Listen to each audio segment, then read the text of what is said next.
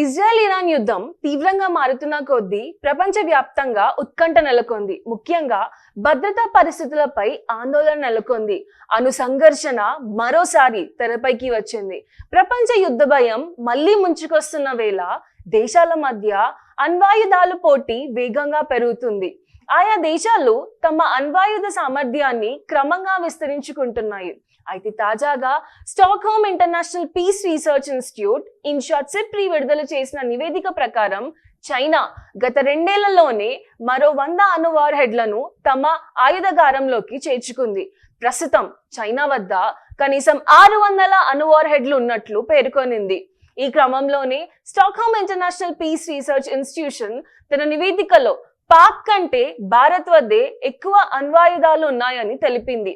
అయితే nuclear weapon సామర్థ్యాలు భారత్ వద్దే ఎక్కువగా ఉన్నాయని వెల్లడించింది.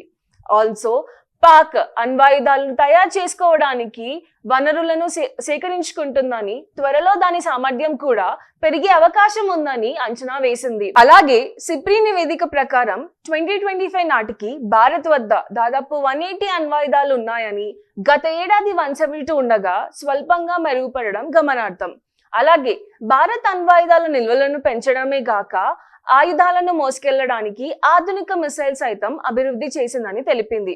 అలాగే భారత్ కొత్త కానిస్టరైజ్డ్ మిసైల్స్ ఎంతో సురక్షితమైనవని పేర్కొనింది. సమీప భవిష్యత్తులో ఒకే మిసైల్ తో బహుళ అణ్వాయుధాలను మోసుకెళ్లే సామర్థ్యం ఉంటుందని తెలిపింది. ఇదే టైంలో పాక్ వద్ద 170 అణ్వాయుధాలు ఉన్నాయని వెల్లడించింది. సిప్రి ఇచ్చిన నివేదికలో మొదటి స్థానం రష్యా, తర్వాత America, China, France, Britain, India, Pakistan, Israel, ఉత్తర కొరియా టాప్ 10 పొజిషన్స్ లో ఉన్నాయి. ఇది SIPRI 2025 highlights. For more such updates, please subscribe to Abhiram IAS YouTube channel.